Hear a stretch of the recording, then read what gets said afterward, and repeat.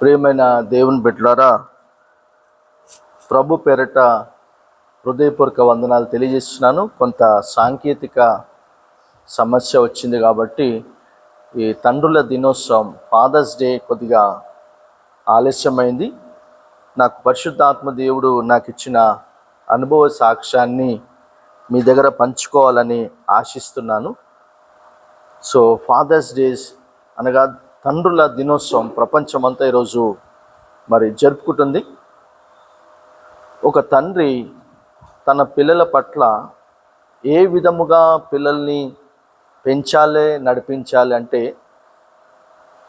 3 రకమైనటువంటి అనుభవముల చేత తన కుమార్తెను కుమారుడిని నడిపించాలి. మొదటిది, తండ్రి తన పిల్లలకు భక్తి నేర్పించాలి, భక్తిని పరిచయం చేయాలి. Number 1 devotion.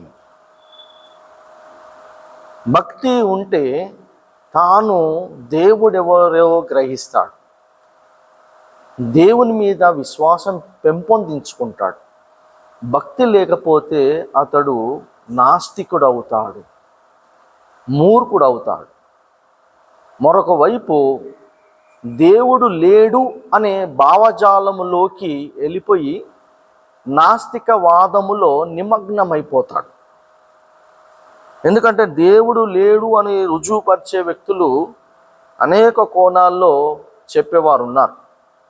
ఎందుకంటే వారికి సరైన భక్తి అవగాహన లేక అలాగా నాస్తికత్వంలో ఇమిడిపోయి ఉన్నారు. కాబట్టి మన పిల్లలకు మొదటిగా భక్తిని నేర్పించాలి, భక్తిని పరిచయం చేయాలి. మొదటిది, యెహోవా యందు భయభక్తులు కలిగి ఉంటా, జ్ఞానమునకు మూలం. రెండవది, మన పిల్లలకు విద్యను అందించాలి. సాయశక్తుల మన దగ్గర ఉన్నటువంటి ధనము, బంగారము, వెండి ఏమున్నా వారి చదువు కోసం అప్పైనా సప్పైనా ఏదో రకంగా ప్రయాసపడి పిల్లల్ని చదివించే బాధ్యత తల్లిదండ్రులకు ఉన్నది. తండ్రిగా తన పిల్లలకు విద్యను అందించాలి. మూడవది, సామాజిక కార్యకలాపాలలో వారిని పాలిభాగస్తులుగా చేయాలి. అంటే దేవుని పరిచర్య ధర్మము కూడా నేర్పించాలి. తోటి వ్యక్తిని, మనిషిగా చూడాలి, కానీ మనిషిని ఒక జంతువుగా, పురుగుగా చూడకూడదు. మానవత్వం చనిపోవద్దు అని తెలియజేస్తున్నా. ఎందుకంటే ఈరోజు భక్తి ఉన్నది, విద్య ఉన్నది, కానీ మానవత్వం చనిపోతుంది నేటి తరములో. కాబట్టి 3 ప్రాముఖ్యమైనది. సోషల్ యాక్టివిటీస్ మూడవది.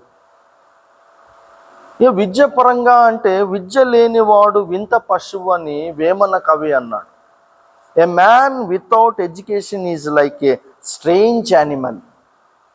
ఇంకో మాట ఇదే కోణంలో, an educated person is like a strange animal.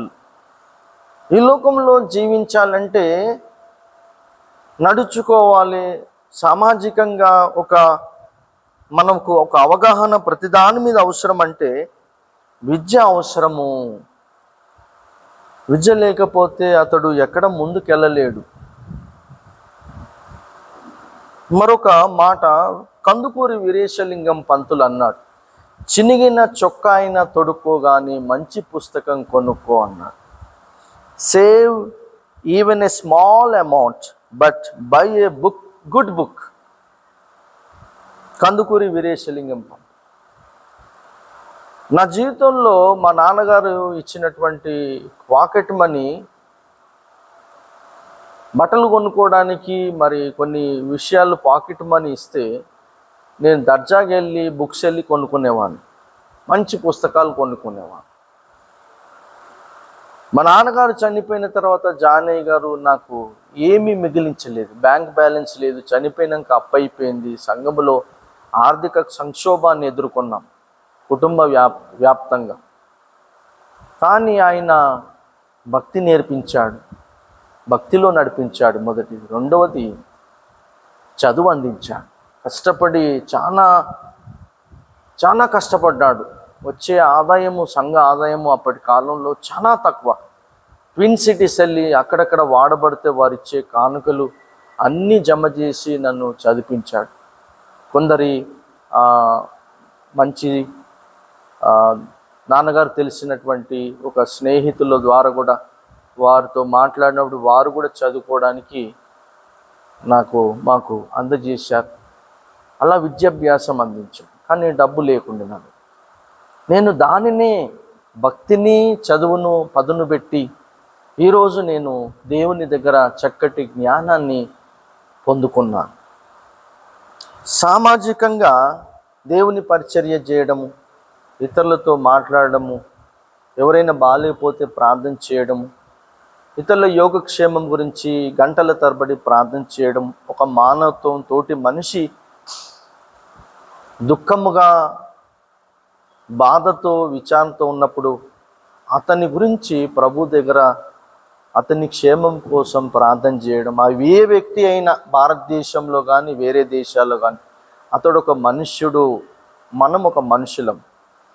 ఆ భావజాలముతో స్వార్థము లేకుండా ఇంతవరకు నన్ను దేవుడు నడిపించాడు. ప్రియమైన దేవుని బిడ్డలారా, నిస్వార్థముగా అందరి కోసం ప్రార్థన చేస్తున్నాం. యేసు రక్తము చేత కడగబడిన వారందరూ దేవుని బిడ్డలు.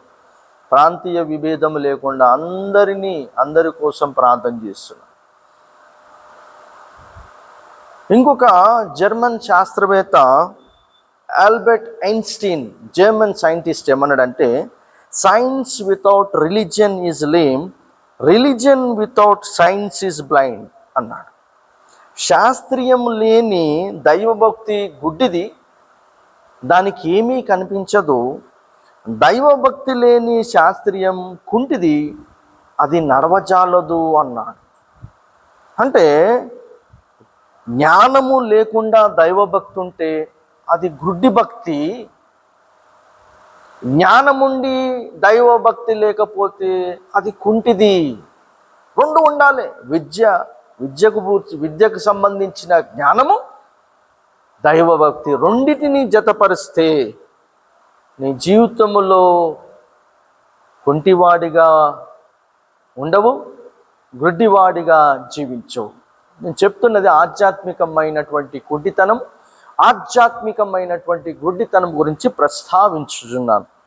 ప్రియమైన దేవుని బిడ్డలారా, బైబిల్ గ్రంథం సెలవిస్తుంది, సామెతల గ్రంథం 3వ అధ్యాయం 14వ వచనము, వెండి సంపాదించుట కంటే జ్ఞానము సంపాదించుట మేలు, అపరంజి సంపాదించుట కంటే జ్ఞాన లాభము నందుట మేలు. మనం ఎంత సంపాదించినా కానీ అన్నిటికంటే గొప్ప సంపద జ్ఞాన సంపద. సామెతల గ్రంథం 8వ అధ్యాయం 10వ వచనంలో, వెండి ఆశపడక నా ఉపదేశం అంగీకరించుడి, మేలిమి బంగారం నాశింపక తెలివి నొందుడి. అందులోనే 11వ వచనం, 8వ అధ్యాయం 11వ వచనం సామెతలు, జ్ఞానము ముత్యముల కన్నా శ్రేష్టమైనది, విలువ గల సొత్తు లేయు దానితో సాటి కావు. ఈ భూమి మీద ఎన్ని విలువ గల వస్తువులున్నా, వెండి బంగారం నగలు వజ్రాలు వైడూర్యాలున్నా, అవి జ్ఞానముతో సమానత్వంగా నిలవలేదంట బైబిల్ గ్రంథం సెలవిస్తుంది. సామెతల గ్రంథం 1వ అధ్యాయం 7వ వచనం, యెహోవా యందు భయభక్తులు కలిగి ఉండుట తెలివికి మూలము, మూర్ఖులు జ్ఞానమును ఉపదేశమును తిరస్కరించుదురంగాయట. మూర్ఖులు జ్ఞానమును ఉపదేశమును తిరస్కరిస్తారు. దేవుని యందు భయభక్తులు గల వారు తెలివి సంపాదించుకుంటారు. అందుకే అపోస్తల కార్యం 2వ అధ్యాయంలో అపోస్తులు అంటున్న మాట సంఘములతో, మీరు మూర్ఖులకు ఈ తరము వారికి వేరయుండి రక్షణ పొందుడి అని రాయబడింది. మనం ఒక మూర్ఖ తరములో జీవిస్తున్నాం. దేవుని మీద ఒక భక్తి లేని, భయము లేని, మానవత్వం లేని చెడిపోయినటువంటి కాలములో జీవిస్తున్నాం. కాబట్టి మన పిల్లల్ని మొదట భక్తిలో పెంచాలి, రెండవది విద్య అందించాలి, మూడవది వారికి పరిచర్య ధర్మం నేర్పించాలి, సాంఘిక సేవ అనేది అలవాటు చెయ్యాలి. తోటి మనిషిని మానవత్వము కలిగినటువంటి దృక్పథములో వారిని నడిపించాలి. ప్రియమైన దేవుని బిడ్డలారా, అదే రీతిగా సామెతల గ్రంథము 3వ అధ్యాయం 19వ వచనంలో, జ్ఞానము వలన యెహోవా భూమిని స్థాపించను, వివేచన వలన ఆయన ఆకాశ విశాలమును స్థిరపరచు. దేవుడి భూమిని ఎందుకు ఎలా నిర్మించాడు? జ్ఞానముతో. మరి ఆకాశము, దావీదు కీర్తన 136వ అధ్యాయం 5వ వచనం, 136వ అధ్యాయం 5వ వచనం, దావీదు కీర్తన, తన జ్ఞానము చేత ఆయన ఆకాశమును చేసెను, ఆయన కృప నిరంతరం ఉండునని రాయబడి. దేవుడు భూమి ఆకాశంలో జ్ఞానముతో నిర్మించాడు. ప్రియమైన దేవుని బిడ్డలారా, మేము చిన్నప్పుడు మా తెలుగు మాస్టరు చెప్పేవాడు, జ్ఞానజ్యోతి సార్ గారు, 7 సముద్రాలు దాటితేనే 7 లోకాలకు దారి అని చెప్పేవాడు. అప్పుడు మాకు తెలిసేది కాదు, కానీ ఒక వయస్సు వచ్చేసి, ఒక ఆలోచన పరిధి వచ్చేసరికి ఆ రహస్యం ఏంది? 7 సముద్రము దాటితే 7 లోకాలకు దారి, అది ఏంటిది? అట్లాంటిక్ మహాసముద్రము దాటితే అక్కడ 7 లోకాలకు దారి ఉన్నది. దానినే స్టార్ గేట్స్ అంటారు, నక్షత్ర ద్వారాలు. ఈ భూమి మీద అనేక చోట్ల నక్షత్ర ద్వారాలు ఉన్నాయి. మన భారతదేశంలో కేంద్ర ప్రభుత్వానికి తెలిసి ఈ రహస్యం, కానీ రాష్ట్ర ప్రభుత్వాలకు ఈ జ్ఞాన విషయంలో ఈ రహస్య జ్ఞానము తెలియదు. అదేంటిది అంటే, హిమాలయ పర్వతాల దగ్గర, ఈ జమ్మూ అండ్ కాశ్మీర్ దగ్గర అక్కడ ఒక నక్షత్ర ద్వారం ఉన్నది, స్టార్ గేట్ ఉన్నది. అక్కడ నుంచి వేరే లోకాలకు వెళ్ళే దారి ఉన్నది. అక్కడ నుండి లోకాలకు వెళ్ళే దారి ఉన్నది. ఆ దేవదూతల లోకాల నుంచి పరలోకానికి వెళ్ళే దారి ఉన్నది. అదే రీతిగా కైలాస పర్వతం దగ్గర నుంచి కూడా ఉన్నత లోకాలకు వెళ్ళే దారి ఉన్నది. అదే రీతిగా ఇరాన్ దేశంలో 10th స్టార్ గేట్ అంటారు, అంటే దాని సంఖ్య పేరు 10వ నక్షత్ర ద్వారం అంటారు. అక్కడి నుంచి కూడా ఇతర లోకాలకు వెళ్ళే దారి ఉన్నది.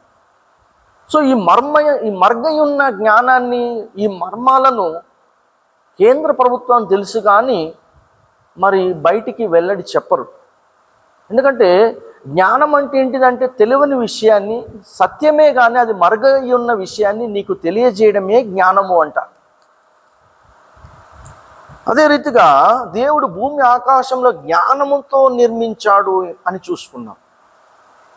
7 ఊర్ధ్వలోకాలు, 7 అధోలోకాలు అంటారు. 14 భవనాలు, 14 చతుర్ర భవనాలు అంటారు. 7 ఊర్ధ్వలోకాలు అంటే 7 పరలోకాలు, 7 అధోలోకాలు అంటే 7 నరకాలు.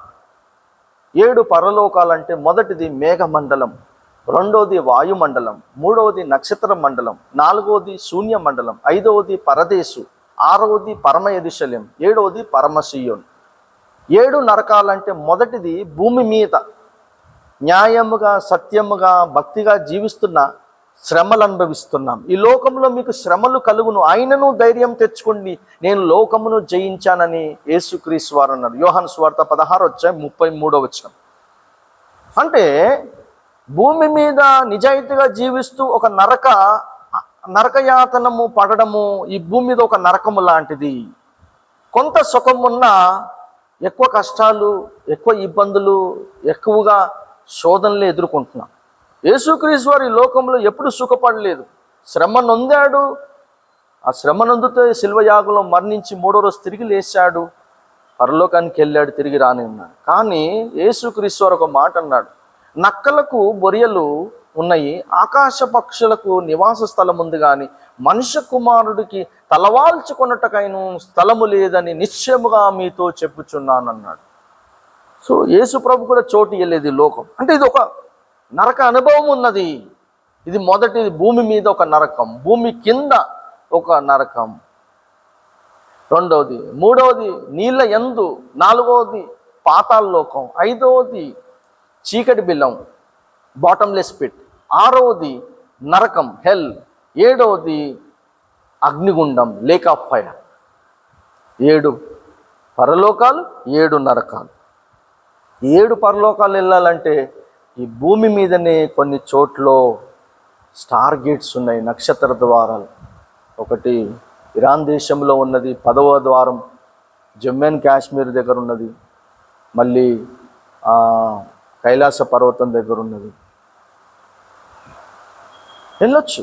వెళ్ళేసి మనం అక్కడ ఆ ద్వారాలు ప్రభుత్వం అనుమతిస్తే, ప్రభుత్వ ఆధీనంలో ఉంది కాబట్టి అక్కడ వెళ్ళనియ్యరు, కేంద్ర ప్రభుత్వ ఆధీనంలో వెళ్ళొచ్చు. వెళ్ళేసి అక్కడ దేవదూతలు కలవచ్చు, అటు నుంచి పరలోకం వెళ్ళొచ్చు. తిరిగి వచ్చేటప్పుడు ఏ వాహనం మీదైనా తిరిగి రావచ్చు. గరుడ వాహనమే కానీ మన పూర్వీకులు ఎటువంటి వాహనాలలో చూశారో, అంతరిక్షంలో నుంచి వచ్చిన ఆ జ్ఞానులు బుద్ధిజీవులు ఏ వాహనాల మీద వచ్చో ఆ వాహనం తీసుకొని వాళ్ళని కూడా తీసుకొని రావచ్చు.